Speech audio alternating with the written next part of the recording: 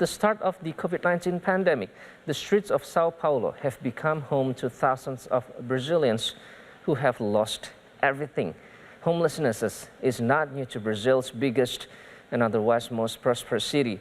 According to government statistics, it had jumped by 50% in the 5 years preceding 2019. But as Yan Boechat reports from Sao Paulo, the problem has worsened since then.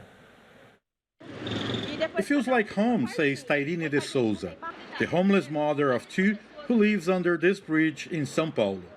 De Souza lives here with 12 other people who, like her, found life on the streets is the only way to survive. Look, no one chooses to live on the street. No one chooses. If people are living on the street, it's because they've gone through something or they're going through something to get to this point. De Souza is part of a different profile of homeless people.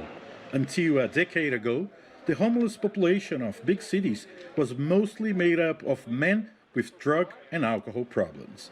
With the economic crisis deepening the country, more and more people like her are turning to the streets. Aumentou quase que 100% a população em situação de rua. The homeless population has increased by more than 100%. With the pandemic, people lost their homes and the government did not provide housing assistance. With the recession and unemployment and inflation, the number of homeless people grew by a lot. Advocate Robson Mendonça knows it well. Once homeless, he has been distributing food to the poor in downtown Sao Paulo every day for more than 20 years.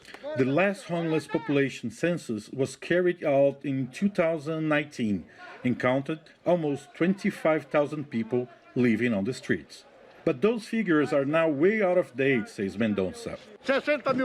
60,000 people are living in total vulnerability on the streets in Sao Paulo today. The increase in the homeless population in Brazil's largest city reflects the economic crisis that has befallen the country in the last decade.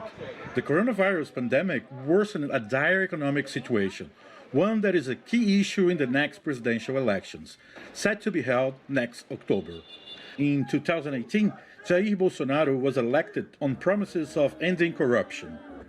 In the past 3 years, inflation has soared, unemployment has continued to run at 13%, and the average Brazilian income has fallen by 10%. Poverty weighs on the minds of many ahead of the poll.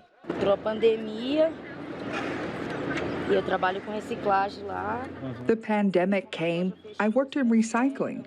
The stores closed. I couldn't work. Lidiane Silva, like millions of Brazilians, could not bear the crisis. Without a job and money, she came to the door of the São Paulo Cathedral, where she now makes her home. Isso coloca em xeque a própria democracia. Democracy is at risk with inequality of this size. Monsignor Giulio Lancelotti has been dedicating his life to the homeless population for over 4 decades. He has only seen the situation get worse and fears for the future. Nós temos que resistir. We have to resist in a fight we are losing, and we're going to lose more. More people will die, more people will go to live on the streets. It will increase, but we are not going to stop fighting. Lacking government assistance, many of the homeless now look for help from people like Father Julio, Robson Mendonça, and private charities. Their work among the poorest of the poor is only getting bigger. Yan Boechat for VOA News, Sao Paulo.